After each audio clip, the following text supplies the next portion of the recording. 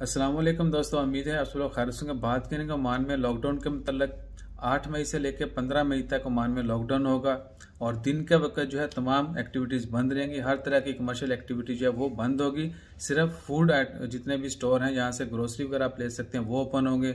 Hospital, pharmacy और fuel station ये open होंगे या बाकी जो सेफ्टी सिक्योरिटी के डिपार्टमेंट्स हैं वो ओपन होंगे। सैलून हो गए, बार्बर शॉप्स हो गई और दीगर जितनी भी आप कह सकते हैं कि शॉप्स हैं, इंडिविजुअल शॉप्स हैं, छोटी छोटी शॉप्स, ये वो मार्केट, हर तरह की एक्टिविटी जो बंद होगी। इवन के मेन जो वेजिटेबल मार्केट्स हैं वो भी बंद रहेंगी। सिर्फ कमर्शियल लेवल पे जो है उनको इजाज़त होगी स्टोर में फूड डिलीवर करने की, क्योंकि फूड स्टोर जो हैं वो ओपन है। मॉल्स जो हैं जहाँ पर जिस तरह लेट्स सपोज आप लुलू जाते हैं, कैरेफोर जाते हैं, किसी भी स्टोर में जाते हैं तो वहाँ पर जो ग्रोसरी का सेक्शन है वो ओपन होगा, बाकी तमाम सेक्शन बंद रहेंगे। सिर्फ यानी फूड की जो है वो इजाज़त है, आप बाहर जा सकते हैं फूड लेने के लिए और इधर उधर घूम फिर भी सकते हैं दिन के वक्त। और रात के वक्त शाम को 7 बजे से लेकर सुबह 4 बजे तक, शाम को 7 बजे से लेकर सुबह 4 बजे तक जो है वो नो मूवमेंट बैन होगा।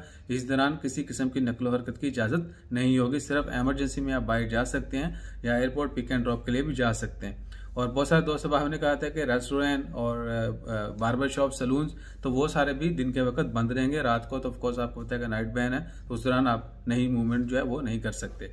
और ये भी कि 9 से लेकर 11 तक, 9 मई से लेकर 11 मई तक जो है गवर्नमेंट के तमाम ऑफिस में जो है लोग नहीं जाएंगे, फिजिकल अटेंडेंस नहीं होगी, लोग जो है घरों से काम करेंगे।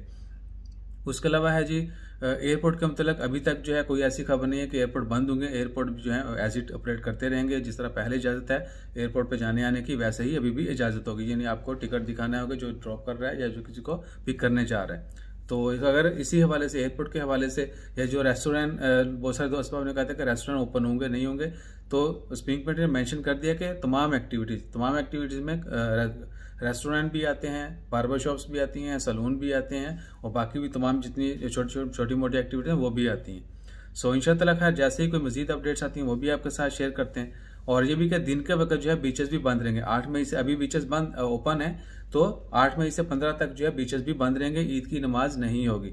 और ये भी कि दूसरा, जितनी भी गैदरिंग होती है या जो भी ट्रेडिशनल इनकी इवेंट्स होते हैं ओमान के या खारजियों के, वो भी नहीं होंगे।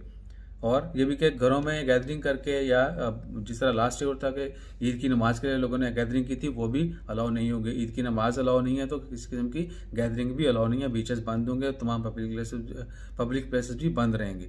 इसके अलावा अगर कोई भी आपके जहन में कमेंट है वो आप कमेंट कर सकते हैं। इंशाल्लाह will do that reply also. अपना ख्याल रखें, दुआ में याद रखें, फॉलो करते रहिए, कमेंट करते रहिए। जज़ाकल्लाह, अल्लाह हाफिज़।